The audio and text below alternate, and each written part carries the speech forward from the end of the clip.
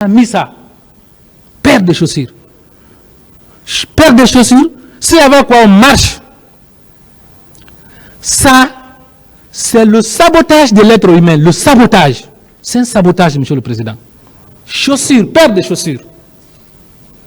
Les cigarettes. Cigarettes. On a éteint ça sur les jambes, sur les fesses des femmes. Les cigarettes. Cigarettes. Mais Dès vous l'a expliqué ici. Une dame. Qu'on a assassiné froidement et l'enfant s'est remis dans son ventre.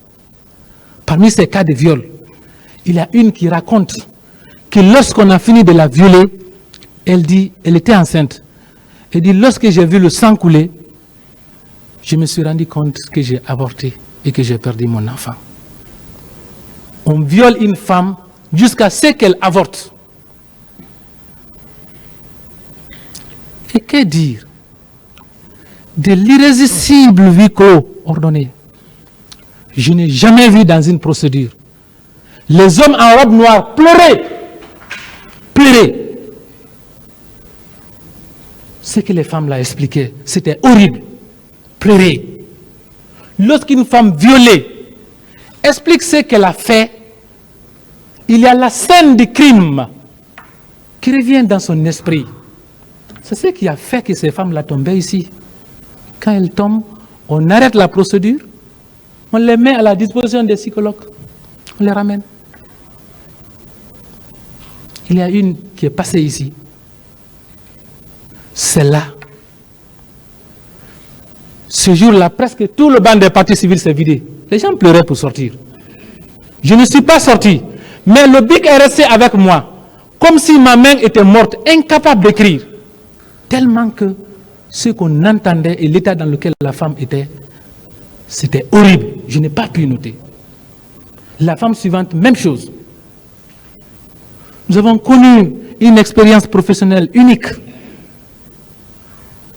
Quand une maman violée, une femme, vous dit devant vous, Monsieur le Président, je vais soulever le pagne. Ah non, il ne faut pas faire ça. Ah non, nous on ne pense plus à ça. On peut enlever.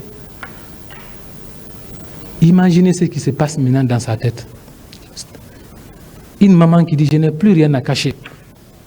Une femme violée qui garde l'habit sale avec lequel elle a été violée durant plus de 10 ans et qui vient l'exposer devant un tribunal.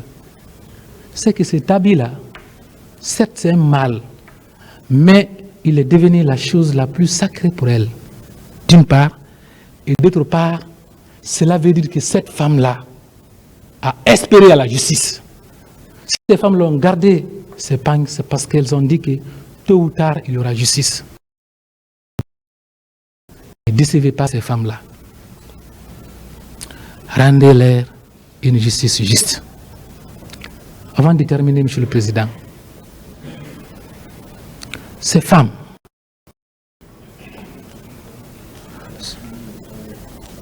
violés, ces hommes assassinés au stade, ceux qui ont été blessés, découpés au stade, vous allez accorder une réparation. Mais ça va passer. Ce stade-là, stade historique, désormais, qui va avoir un double sens. Et je pense moi, que le 28 septembre, étant sacré, il est difficile que ces deux situations soient aujourd'hui réconciliées dans ce stade-là. La situation de deuil qu'on a connue et la situation de la date historique du 28 septembre. Je pense que le deuil ne peut plus y aller. Je pense aussi, que la réparation civile tenant compte de l'aspect psychologique, Monsieur le Président, la meilleure réparation que votre tribunal pourrait accorder à ces victimes-là, il faut débaptiser ce stade-là. Le stade du 28 septembre, au regard de ce qui s'est passé là-bas, il faut le débaptiser. Tant que juge saisi de ce dossier, vous avez ce pouvoir-là, il faut le débaptiser. On peut construire d'autres stades. Donner le nom du 28 septembre. Mais ces stades-là, avec tout ce qu'ils ont fait là-bas, Monsieur le Président, ils méritent d'être débaptisés.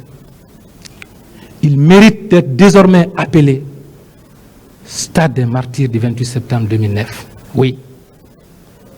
Pour moi, c'est la meilleure réparation.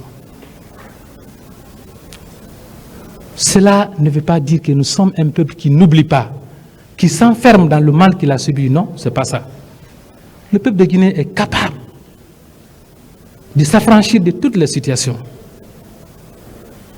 Mais nous avons un devoir de mémoire envers ces victimes-là. Un devoir de mémoire, Monsieur le Président.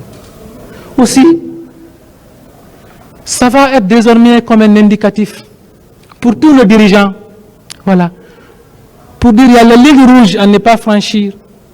Ce stade-là, le nom qu'il porte, c'est parce qu'il y a un président qui a franchi la ligne rouge. Voilà. Ça peut avoir une valeur de rappel pour tout le monde. C'est bon pour nous. C'est pourquoi, Monsieur le Président, eu égard à tout ce que j'ai dit, Monsieur le Président, je vous prie très respectueusement, sur l'action publique, on ne peut pas requérir parce qu'on n'est pas représentant du ministère public. Mais soyez fermes. Au regard de la forfaiture commise par ces accusés, nous espérons que les réquisitions du ministère public seront une pointe à la hauteur de ce mal qu'ils ont commis, qu'ils ont fait au peuple de Guinée, Monsieur le Président.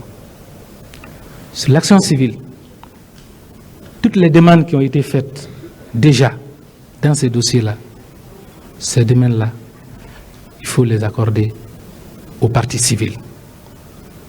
Ensuite, Monsieur le Président, il faut ordonner la débaptisation du stade du 28 septembre.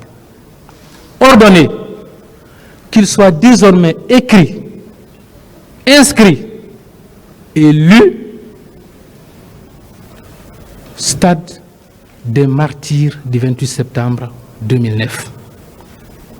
Monsieur le Président, je vais commencer mes plaidoiries en vous disant qu'en ouvrant ce procès, le 28 septembre 2022, vous avez allumé le feu de l'espoir dans le cœur des Guinéens. N'éteignez pas le feu de l'espoir dans le cœur des Guinéens. Je vous remercie. J'ai plaidé.